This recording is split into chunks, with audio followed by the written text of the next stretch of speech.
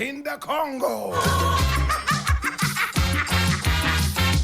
And they met Uber. I wish it was me, I want to share. Certainly, if I was the one, I would have returned them to their husband. But brother was hungry. And he said, as the head cannibal, he had never eaten any white meat. Time to eat some little white meat. Uber.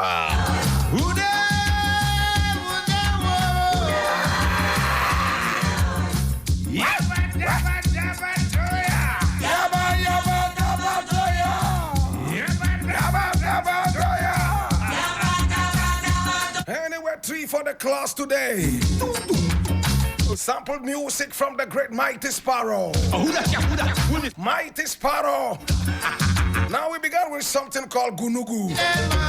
And then we walked down straight up into a thing called saltfish. It's think about it sweet. Sweeter than meat. One of the women started to. And now in the background is the Congo man, one of my favorites from the artists. He was recently baptized into the Christian church. Undoubtedly the king of soca. I wish it was me, I want. And which way my guest has been in the house more than an hour ago. Dr. Anthony Richards is in the house. Are you ready?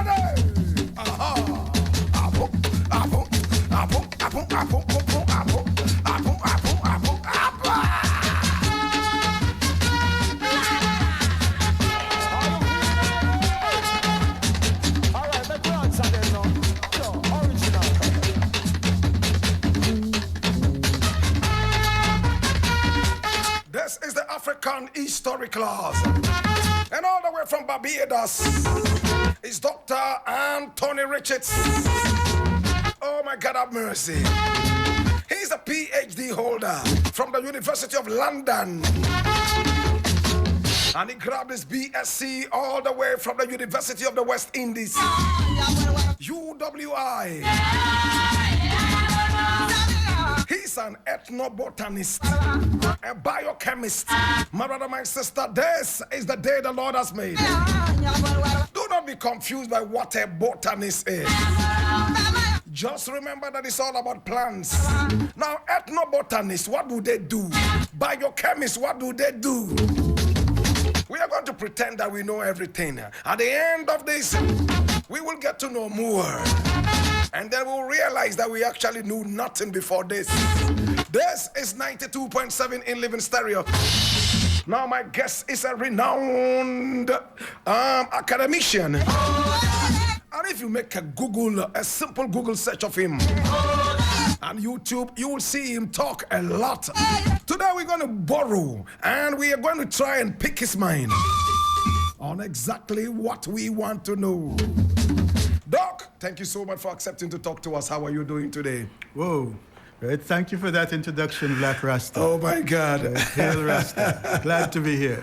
Wow. So you're actually from Barbados? I am.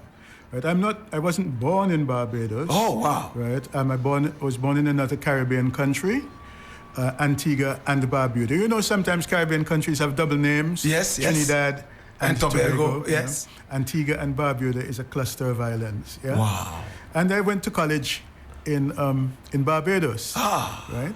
And I couldn't resist the Barbadian ladies, so I tried to marry one. Yeah, but she threw me away. Oh, interesting. Oh my God. And you have a PhD, right? Yep. From the University of London? Yes. Interesting. Went to London after Barbados. And there I was studying, studying the petrochemical industry, right? And how you can use bacteria to do useful things. You know how we brew beer? Beer? Yeah, beer. Yeah, you take something simple, something sweet like sugar or millet or something. It's cheap. And then you add yeast. Yes, that's right. And fermentation happens, bubble, bubble, bubble. Next thing you know, you have something expensive coming out at the other end. Yep. Right. Generally speaking, we can do that with all kinds of stuff. Bubble, bubble, bubble, we have penicillin coming out. bubble, bubble, bubble, you can have a paint ingredient or rocket fuel or something coming out. You just have to know how to start. That's right. Yeah. That's right. Okay, so you are a biochemist. Yep. Is that true? Yes. Now, what is it to say biochemistry? Oui. The simplest thing is that we study the juices of the body. Juices of the body. Yeah, all the animals and plants and bacteria. We study how they tick, how they work. That's biochemistry. Yeah. Biology and chemistry. And chemistry. The chemistry of life, then. Yes, the chemicals in life. Wow. Yeah. Wow. And what is ethnobotany? Oh boy, that one covers a multitude of sins. Right? It's about people and their plants. Wow. And it's whatever people do with their plants, from medicine to making clothing, to perfume, to herbal medicine, to rituals that we do with our plants, how we can wear our plants for protection, how we can look across a forest and enjoy the view and breathe in the air from those trees. Anything to do with people and their plants, how we use lumber to make houses, right? Thatch our roofs, cotton. We study, we go to the villages, we ask questions. Why are you wearing that green thing around your neck? Oh, that is nyanya, that is nanira. And why do you do that? Ethnobotanists are always digging about people and their plants. Interesting. And how did you find yourself getting interested in ethnobotany? Excellent question. You know, after working many years in the UK in research, I found myself back in Antigua and Barbuda as the chief scientist there, the chief chemist. And I didn't have the sort of lab facilities that I had in the UK to do lab research. Right. So I turned my eyes outwards, talking to the elders about how they use the medicinal plants. Yeah? Now, listening to them, you heard them say, well, this one is good for blood pressure, this one is good for diabetes, sugar. But they said, first you have to pick it on the second night after the full moon. Wow. Right? Or, right, you have to bring a coin and pay the plant and drop money before the plant, before you take it. And I started to get more interested in this tradition than the medicine. Yeah? And then I realized that what the elders were telling me was about where my ancestors had come from. Yes? If I trace these stories to Africa, I could find out a lot about the people who came to the Caribbean. Wow, that is interesting as well, and I'm getting even more and more and more interested in this. Now you can catch us live on Facebook. This is being streamed live on Facebook, and we are speaking with Dr. Anthony Richards. Oh my God, have mercy. We're having an interesting conversation. We just started. I mean, when I was a little boy, I remember my mother would send me with coins to go to some 4 or 5 houses away and go get some herbs, which she ground and then use as medicine. But we had to throw some coins there before picking up the herbs. Now, tell me, on this journey, did you believe in some of these things, or you just did it out of enthusiasm, following through? Well, let me tell you the truth. At the beginning, I was just another chemist. When I asked the elder, what is this plant for? And they started to tell me this long story. Oh, do not pick it after dark. You know, if you pick it after dark, you have to wake up the bush doctor that, you know, you have to go there and brush the plant and ask permission. And I was just waiting for them to finish the story so that I can get the plant and take it back to the lab, right? But then, as time went along, you know, I realized the richness of what they were saying, and I realized that I had a role, and my role was to preserve the tradition, So I started to seek out traditional priests, yes, and to participate in what they were doing, follow and understand what they're doing, right, and pass it on to the young ones. Now, when you went around hearing all these interesting stories, as a biochemist, did you believe in these stories? Did you get to believe in them? Why do you think these stories are rife around these plants and these people? Some of the stories are really hard to believe, and others are telling us that there are things we do not understand. Okay, earlier on, I spoke about nyanya or nyanira, right, which in the Caribbean is called cerasee. I traced that word. It took me years to trace it to Togo, right, where the Guinean people use it and call it associ and associ, right? And that name came to Jamaica, it came to Barbados, it came to Haiti, right? You can see the priests over there in Togo wearing it, just like the Gamanse, Manse wears it here, right? Now, we wear it and we say, oh, it offers spiritual protection. Wow. And a lot of scientists or a lot of people who went to modern schools would just say, oh, that's nonsense, right? Throw it away. But then there is something called aromatherapy. Aromatherapy. And that is where you smell something as part of a treatment. And the science of aromatherapy is very young. So we cannot say we know everything. We are just learning from the Japanese about something called forest bathing, that you can go into the forest and breathe and it improves your health. We are just learning that if you include certain living plants in the room of a hospital, or give the patient a good window to view the plants, that his healing can be improved, and that in some cases it is better than medicine.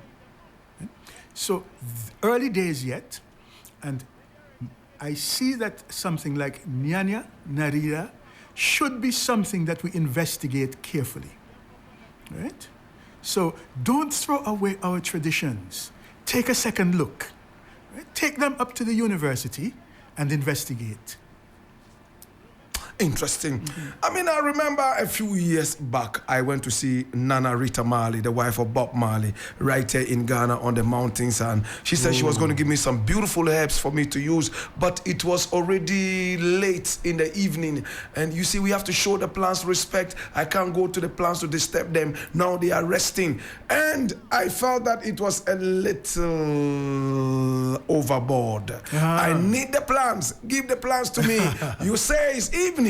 And then she waited until the following day when she went, and before picking up the plants, she was speaking to the plants, and she encouraged me to also speak with my plants at home, and also to give them the privacy that they needed at night and all that and all that. I'm going to ask again, are these important scientifically?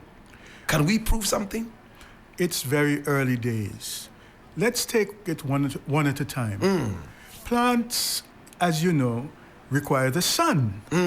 And the plant is very different in the day and in the night. Wow. Right? In the day, it's very busy doing one set of things, and in the night, the chemicals in it switch over. Right? Some plants more dramatically than others. For example, a cactus in the desert closes its pores in the day, right? Because it cannot lose water. And it soaks up sun. Then in the night, right, when the sun is gone, it opens its pores and takes in the carbon dioxide, the air, which it uses to make carbohydrates, sugars, and fats and everything to build the plant, and we can eat it. But you see the switch. So a professor in Nigeria has started doing work where he's looking at the medicinal power of the plant day and night, and he's finding differences. So our traditions are sometimes based on practical experience that the elders picked up over many generations, right? Not always, but sometimes. I'll give you another one. There's a plant called, I don't know what it's called in Ghana, but in the Caribbean, it is called the overlook pea or the watchman. And it's a type of pea that people traditionally planted along the borders of their farm. And they said that this pea, it watches the farm, right?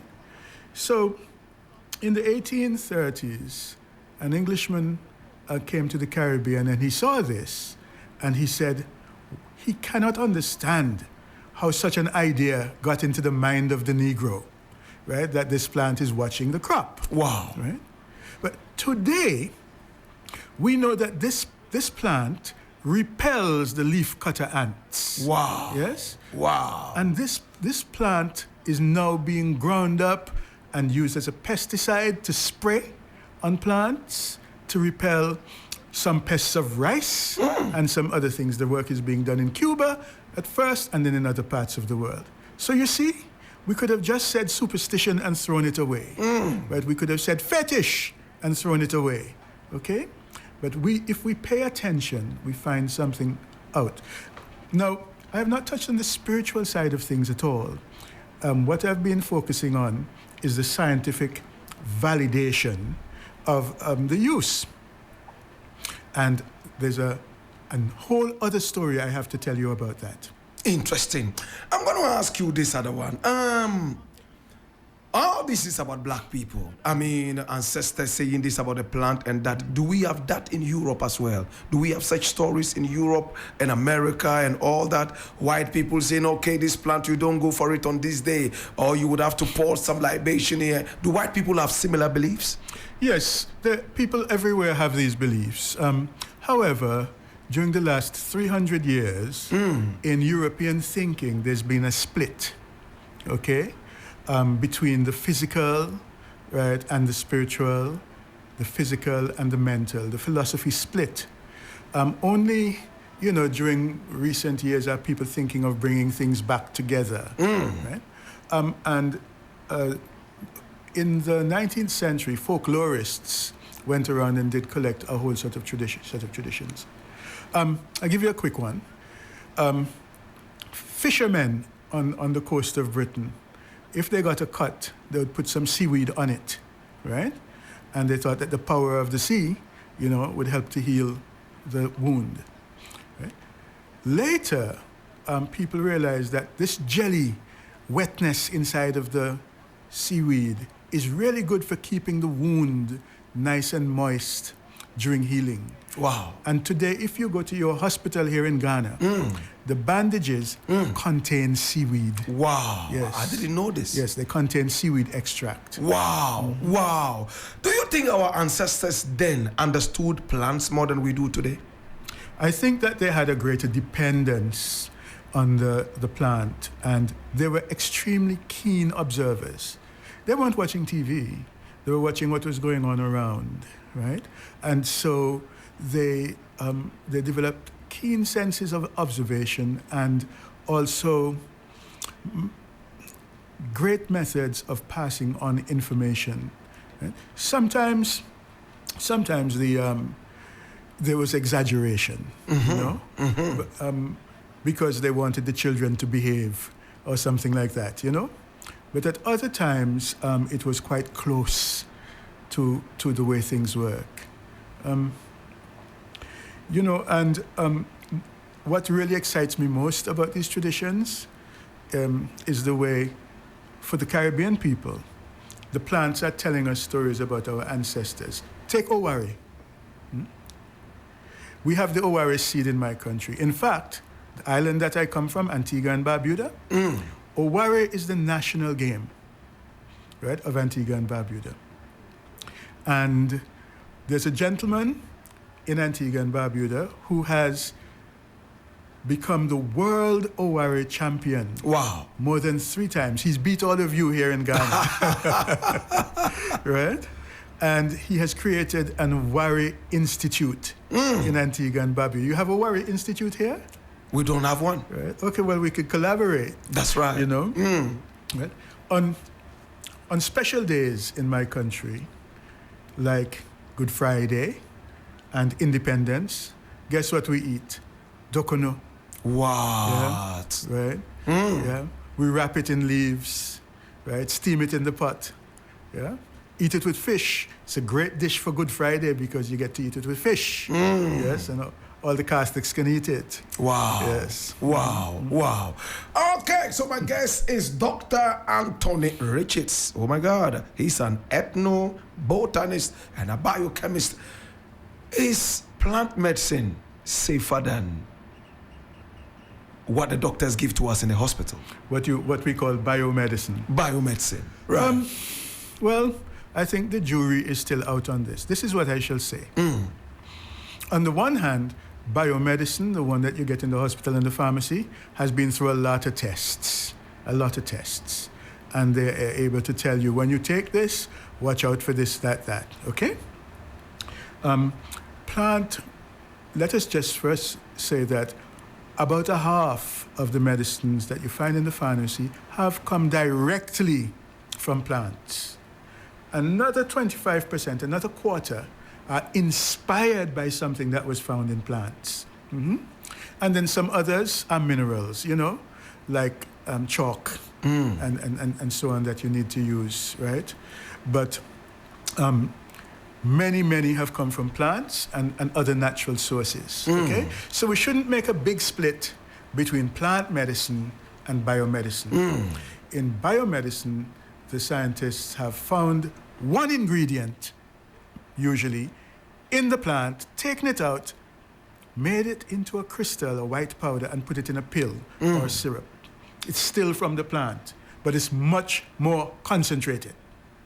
And this is where it comes, the issue comes in, your question. Because it is strong medicine, it has huge side effects. Strong medicine has strong side effects. The wonderful thing about many plant remedies, home remedies, and so on, is that the medicine is not so concentrated. The side effects are milder, right? But everything has dangers. Water will drown you. Right? You can choke on a teaspoon of water. Right. And so much is in the dose. So you know what we did? In the Caribbean? What do you think we did? Tell me what you did. Right? About 40 years ago, we started a project to look at Caribbean medicine of the grandparents. Yes? So we went from house to house and got some information. And then we went to the lab to check it. So this process was called the scientific validation of Caribbean herbal medicine, okay? All the scientists who did it were volunteers, right? And when we can, every couple of years, we meet together and share our results. And we've put together, the material is online at a place called tramil.net. Not tramil.org, but tramil.net. I hope your producers will type this in. Right. T-R-A-M for mother, I-L, right? Tramil. Tramil.net. There you will find about 100 plants, right? Many of which are used in Africa and India and the Caribbean, in tropical countries. And you will find photographs, scientific drawings, okay? Descriptions of the plant, what they're used for in the Caribbean, the dosage, whether they are safe or not safe. You will see information like, if pregnant, do not use, or do not use for small children. You will see information like, if after 5 days the symptoms persist, contact your doctor, okay? So we are taking the medicine from the bush and saying, what is the scientific background? Is it safe? That's the main thing we're asking. First, we check it and ask, is it safe? Is it safe? And then we check the efficacy. Does it work? Does it work? Right? In the laboratory. And then we report back to the same people who gave us that information. We put it on the internet. We hold town meetings. We go to villages and give back the information that they gave us. Interesting. Just last week, we had a herbal scientist right in the studio coming from St. Lucia. And he talked to us so much about plants and, plant medicine. And I'm glad that we have you, here as well. You might know him. He's called Priest Kailash. Oh, yes. Yes, I know him. Right? The Honorable Kailash, right? Priest Rastaman. Yes. Yes. And I have interacted a number of times. Wow. Okay. And he's directly rooted in the tradition. And his approach is not a laboratory approach. Okay. You know, like ours. And yes, right, I actually have worked with one of his associates as well, very closely indeed. And these are the kind of people that we go to and ask, you know, what do you use? But mostly, we go to the woman of the house, the grandmother, you know, the mother, and so on. Interesting. Now, I'm going to look at the spiritual aspect of plants. I'm sure going around, you have heard so much about spirituality and plants. What have you seen? What have you found out? Well, the Rastaman will say that herbs are for the healing of the nation. That's right. You know, and the Rastaman might be a little wary, a little suspicious, and wary about spiritual things, you know. But we come from a very rich spiritual tradition. And in fact, this is one of the reasons I've come to Ghana. That I want to hear more about the traditional practices of our ancestors. Yes?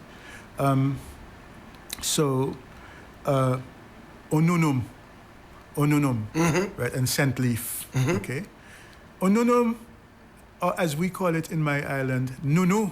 Oh, wow. Right? Very close. Yes, is the first herb that I found as a child by myself. Wow. Another child, when we were 5 years old, we were playing out in the field and he showed me nunu. And I brought it home for my mother, who was very pleased. And that was the beginning for me. Wow. Right? Over there, some people call it a ghost plant. So nunu balsam is the name, or spirit balsam, duppy balsam, ghost balsam, jumbi balsam. Jumbi is the Congo word that we have for ghost that we brought from the Caribbean. Yeah, and people believe that when you smell it, a spirit is passing. And over here, we know it has many uses. Like when somebody's husband has died, you may put it at the doorstep, and so on. And I am looking and comparing our traditions, you know? And I have the very good fortune of knowing a gentleman, a filmmaker called Nii Kwate.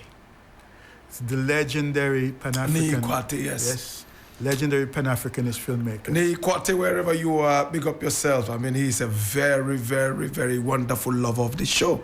Oh, yes. And he has good things to say about you. Oh, wow. Great things one more time. About how you've developed, you know, and come so far, and, you know. And, Thank you so much. I appreciate that. Nii Kwate, when a few years ago, especially during the COVID, reintroduced me to a 91-year-old professor, Professor Asare Opuku, right, who has created in Mampong a forest. He's bought 30-something acres of forest to keep for the Ghanaian youth, because Ghana is losing so much forest. And on Saturday, we are going there together. Wow. Right, with a small film crew. And we will sit in the shadow of this elder, and he will tell us the medical and spiritual uses of all of these plants. Right, for as long as he has energy, then we will come back. Interesting. I mean, he's a very interesting man, and I know he will go deep into some of the secrets of these plants. But we have heard people say, oh, when you wear this plant, no bullet from any gun will ever penetrate your skin. People like Queen Nanny used it in Jamaica and even beyond. Some will tell you if you put this plant in your pocket, you're going to make money. Some people say, oh, when you put this plant in your wallet, oh, your wallet will never get dry. Do you believe in these things? Aha! Some of those things are really exciting to hear here, because we have some of those practices at home. The wallet, you know, and we don't have African bulletproof, you know, that we don't have that one. And as I said, sometimes in my personal opinion, right, I don't think it's the plants that do it, right? However, sometimes I think that the plants are a way towards the spirit, okay? Towards the Father Almighty, right? And if He chooses to protect you, you're protected, okay? Let me tell you though, these traditions may go back to some, maybe have some, the physical part of it may have to do with, for example, camouflage, right? In Jamaica, you mentioned that General Queen Nanny of the Maroons led the fight against the British. Right. And defeated the British. Yes. So that the British had to give her and her brothers a large portion of Jamaica in which they could be free. Right. Even while slavery continued in the rest of Jamaica. And they were using techniques from this very country. They were covering themselves in green, right, while the British were marching around in red, right? They were called the redcoats in those days. Yes? And as they were patrolling, the Maroons would appear from nowhere. And the British said, we were astonished. Astonished? Yeah? This is 3FM. Sometimes they would hear what we call the abeng being blown in the mountains. Pom, pom, pom, pom, pom. And you, of course, call it the obeng. What? Yes? And they would be in their asafo yards high up in the mountains hiding. Right? But I believe maybe in Togo, the Guin people say that the Nyanya is the gold of the Guin. Right? So they call it Ginsika. Wow. Yeah. And they say that when they were migrating and they wore it, the enemies would not see them. Yes? And I have a sense that maybe they were covering their tracks, their smell, that they were camouflaging their look, right? And then these stories, maybe they were blown out of proportion. And you talk about bulletproof. Yeah. But then, you cannot never deny the spirit, right? If this plant helps people to get closer to their God, right? Who says what happens when you ask God for protection? This is 3FM. Dr. Anthony Richards is my guest. We have about 5 minutes more to round up. I think we need another session. I'm going to ask this. What is the highest point in your studies? Have you discovered anything that was new to the world? Have you been recognized? Tell me about yourself. Oh dear. This is my least favorite subject. But like many scientists, we strive away and we make contributions to a bigger project. So back in my young days, I made contributions to, for example, the drugs that are used to treat HIV. Okay? And our work is published out there, and the pharmaceutical companies have made use of it. Wow. Okay? Wow. But later on, I was the chief scientist of my own country. We call it the chief chemist. Wow. Running the laboratories. And then working in other Caribbean countries, the regional government called me to be responsible for laboratories across the region. So I was responsible for one aspect of regulating laboratories. When you go to get a blood test, you need to know that the laboratory is spot on. Right. You don't want to change your life, because they say your sugar, your blood sugar is 5% over. And then when you hear the truth, the laboratory is 10% off, right? So our regional Caribbean government, has a system where we teach and coach the laboratories, right, to get accredited. You go to a college and they give you a certificate. You want to know that that college is a good college. It's accredited. Right. You go to a lab, the lab gives you a certificate. You want to know it's a good lab. And that's what I was responsible for doing during up to the end of my employment. Now, I'm a consultant. Wow. And I go from government to government and offer advice. That is very interesting. You sound like a very accomplished biochemist. I mean, you were the chief chemist of your country, Barbados, true? Antigua and Barbuda. Antigua and Barbuda. Yes. You were the chief chemist. Yes. Interesting. Right. And then I sort of did that job in other islands, and then was responsible for the same sort of stuff across 15 countries, Caribbean community countries. Wow. Right. And you contributed towards the discovery of the HIV treatment, right? Yeah, contribution. Wow. Yes. Interesting. Are you rich? No. This is 3FM. Why are you not rich? I mean, the accomplishment is enough to make you rich. No, it's not. When you work in those situations, they pay you, right? And you take home that salary every month and feed your family. And at the end of the day, whether you discover anything or not, you have been paid, right? Do you have a patent? Yes, we have patents. What? Right? But again, in those situations, the inventor in a company or in a university only maybe receives 1 or 2% if the patent is taken up, right, for use. And so we have a handful of patents, yes. And after about 15 years, they go out of, they're no longer patents. What? This is 3FM. All right, so we are running out right now, and I'm talking to the most accomplished chemist who has ever appeared on this show. Oh my God. His name is Dr. Anthony Riches from Antigua and Barbuda. Yeah. Oh my God. Is it different from Barbados? Yes, yes. Interesting. There are a number of countries with that sort of name. Bermuda, right, way up in the north, in the middle of the Atlantic. Barbuda and Barbados refer to barber, beard, the beard, barber, in Spanish. You remember Christopher Columbus had a Spanish crew, yes? And he named the countries according to Spanish names, yeah? Interesting. Yeah. Interesting. So I'm here in Ghana, and I'm enjoying your hospitality. Wow. When first day I was here, I was given kontomire with yams. And when I looked at it, I saw the dish that my grandmother prepares for me every Sunday morning. Wow.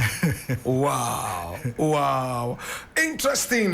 Now, Doc, if there's any other thing you would like to add to what we have said so far, please feel free to add that. We have run out of time.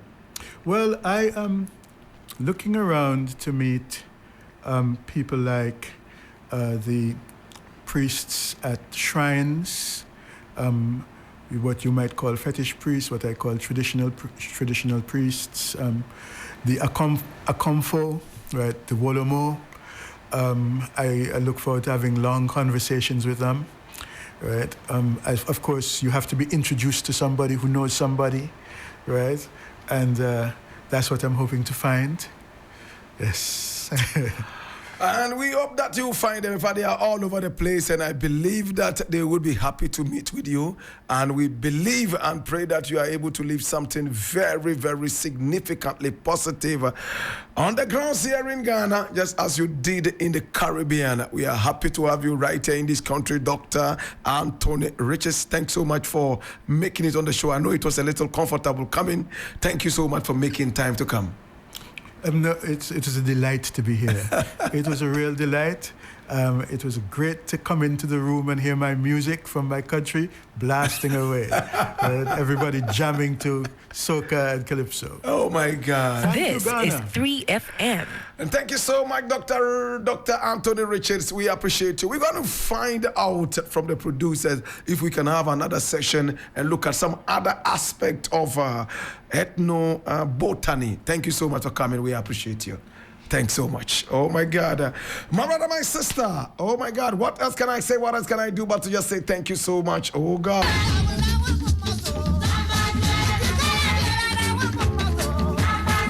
And time now for me to pack up and go. I want to say thank you so much for coming along. I appreciate it and I love you. Please catch me again on Monday between 12:30 and 3 p.m. Until then, I hand over the